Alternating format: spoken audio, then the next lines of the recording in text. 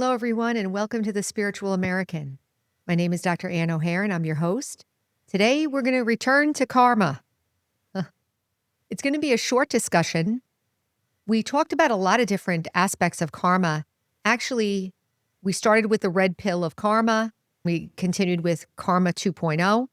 Then we talked about finishing karma. Today, we're going to talk about elevated karma.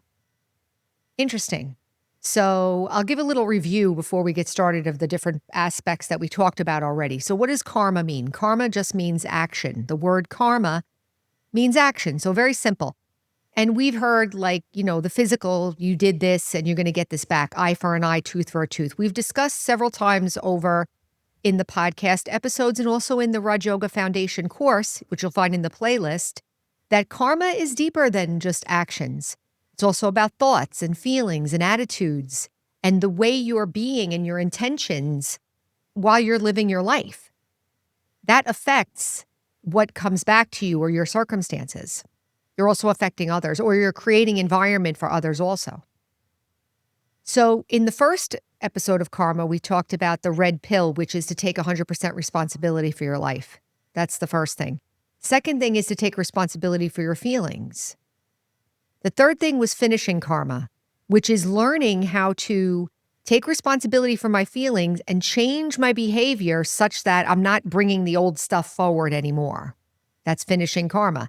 And you know it's finished when the situation changes, my mind gets quiet, and I'm actually able to create a new habit or create a new behavior that's more in alignment with who I am, who I want to be, and what I think about myself and what I think is right.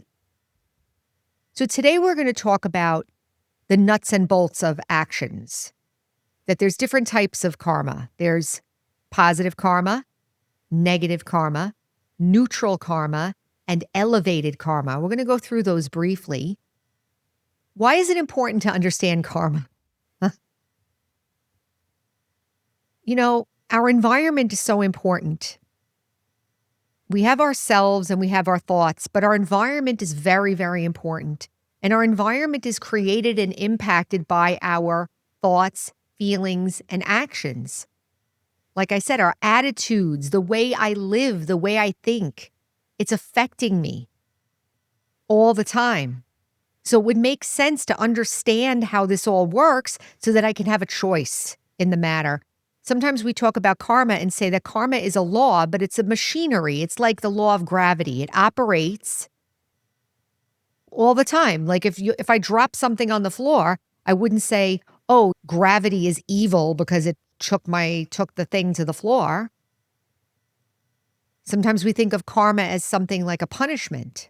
It's not a punishment. Whatever energy I'm generating, that's the environment that I'm creating, and that's what's going to give me back what I gave. So let's talk about this. Positive karma.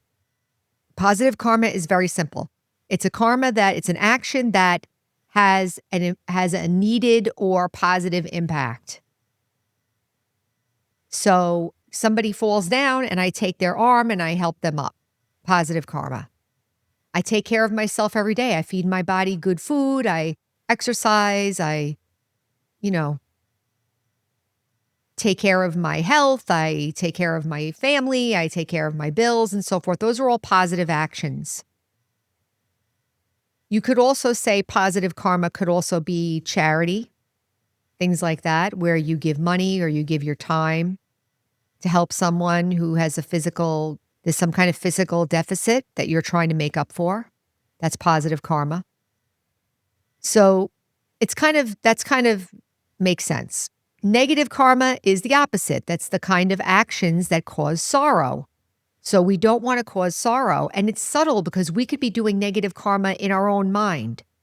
One of the most interesting examples of this is, for me, before I started this Raj Yoga practice, I was one of those people who didn't take care of myself. Like I would be taking care of everybody else. Sound familiar? Especially the women, right? Sound familiar? I'm constantly thinking about everybody else, but I'm not thinking about myself. And one day it occurred to me, if I'm taking care of everybody else and I'm not taking care of myself, how is that good karma? And I was like, wait a minute, it's not good karma. It's like if you're entrusted with an animal, let's say you're supposed to take care of somebody's dog for a week and then you don't feed the dog. It's not good karma. You're supposed to take care of the thing that you're supposed to take care of, right? So we have a body and a mind and feelings and a human being to be taken care of. I heard this on a talk show recently. Somebody said it's like we got assigned a human being to take care of, kind of like that. So when I'm not taking care of myself, that's also negative karma. If I'm angry, if I'm acting out, if I'm being selfish or insensitive, that's also bad karma. But again, bad meaning creates sorrow. Not bad like I'm bad, because there's reasons that we do everything, right? Like we were talking about this the other episode where you don't judge yourself just on actions. It's good to understand the different kinds of actions and the impact that they have, but don't judge yourself just based on actions. Because all the actions and attitudes come from somewhere, and we can figure it out and change it, and that's part of the process. So then we have neutral karma. And in this case, in ordinary life, I would say neutral karma would be like driving my car, washing the dishes, brushing my teeth. You could call that self-care, you could call it positive, or you could call it neutral, like, okay, I'm getting dressed. Like it's not positive or negative, it's just like daily life kind of activity. Part of this is just what we do. There's no positive or negative charge to it. But then elevated karma. So what's elevated karma?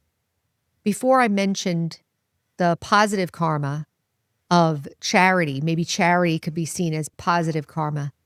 But would that be seen as elevated karma? So I'm going to make the distinction here that elevated karma is whatever actions I'm doing when I am soul conscious. When my awareness is that I am a soul and my nature is peace. So nothing stops. I'm still here. The body is still here. The actions are still happening, but subtly, internally, my awareness is, you could say elevated, you could say pure, you could say subtle, soul conscious. I'm aware that I am a soul. When I have this awareness, the mind is quiet. Actions can still happen. There's not a lot of thinking going on. There's not a lot of emotions going on. There's purity of energy. There's purity of heart. There's purity of, let's say, feelings in that moment. And so in that moment of soul consciousness, whatever actions are done are elevated actions because they're not generated from those lower energies. They're not being generated from ordinary body conscious contexts, like all those things we were talking about before, the conditionings of life, whether it's gender, culture, politics, education, no education, age, illness, profession, specialties, whatever comes with this life that I have is all little identifiers that I have inside myself. But I don't have to identify with any of them. And in those moments when I'm not identifying with any of them, when I know that I'm a soul, any action that's done in that awareness is elevated karma. Because it brings with it a vibration of the soul, vibration of the essence of being, of consciousness. How can I practice this? In meditation, we're practicing that I'm a soul, my nature is peace. We're trying to start creating experiences. I'm a soul, my nature is peace. And in that peace, I'm connecting I am, so my identity, soul, not any of those other identifiers, and peace. So I'm having that experience. In Raj Yoga meditation, the object, or in spirituality even, the object is to increase the amount of that experience or increase the frequency and increase the duration of those experiences. It's funny, maybe in the past we would have thought that meditation is about sitting for hours and hours and hours. And maybe that's good. And I'm going to say that we still have to live. We still have to do actions. We still have to be out there in life.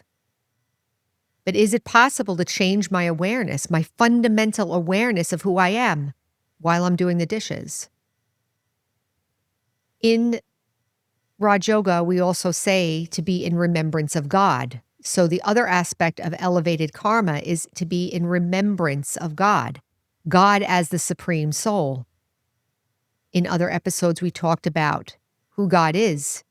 God is the soul, is a soul like me, supreme soul, living in absolute bliss and peace. God is the ocean of peace, the ocean of love, the ocean of happiness, the ocean of wisdom, the ocean of purity. You could also call him the source. Other people say the source, but the ocean meaning unlimited, silent, peaceful soul. When I'm in that awareness, myself, I'm a soul, and God's a soul. So I'm in that soul conscious awareness and I'm remembering God. That aspect, that consciousness, any action done in that awareness is elevated karma. Interesting, isn't it? I'm not saying which actions are elevated. It's the consciousness that makes them elevated. When we're looking at positive and negative karma, we're looking at the result. Did that action create happiness? Did that action create sorrow? Did that action not do anything? Those are the positive, negative, and neutral. But in elevated karma, it's your being that's making it good. You, the elevated being, make it elevated. So let's practice just for a minute. Let's do a short meditation on this and try to bring our awareness into that soul conscious stage. So sitting quietly, bringing my attention to the center of the forehead.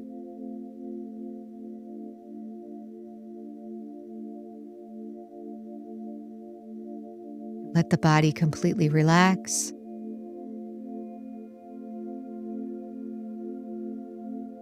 And I say to myself, I am a soul. My attention goes to the center of the forehead. The sparkling star is there. I'm looking at the star. I, the soul, am gently sparkling, suspended, and feeling very peaceful, very gentle, absolutely still, sparkling star. And as I'm in this awareness, I gently remember, open myself up to feeling the presence of the Supreme Soul.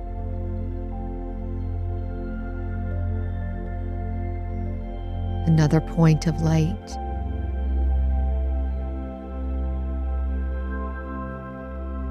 Gentle and powerful.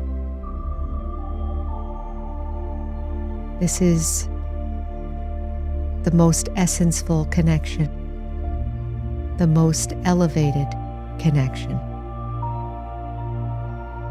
I, the soul, and the Supreme Soul. And as I remain in this awareness, I understand that any action through my body while I'm in this awareness is elevated action. I'm bringing soul conscious vibrations into the environment. Those vibrations are supportive and powerful and cooperative with others, cooperative with this body, cooperative with me.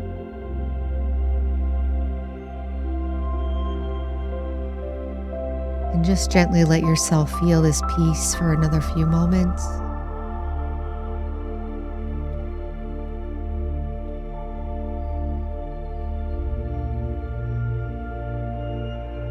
now prepare to return. Bring your awareness back into your body. Take a deep breath. And exhale. Bring your energy up into your face, like forward into your face. Returning to waking awareness. Move your hands and feet a little bit. And we're back. So, the essence of this practice is soul conscious awareness. I'm going to be doing a series of guided meditations coming up soon, and recommend, if you enjoy the guided meditation, to try to have some experiences. There'll be quite a few coming over the next several weeks, so we'll be looking forward to that. So I'll leave it there. Remember, our slogan is heal, empower, and serve. And until next time, take care.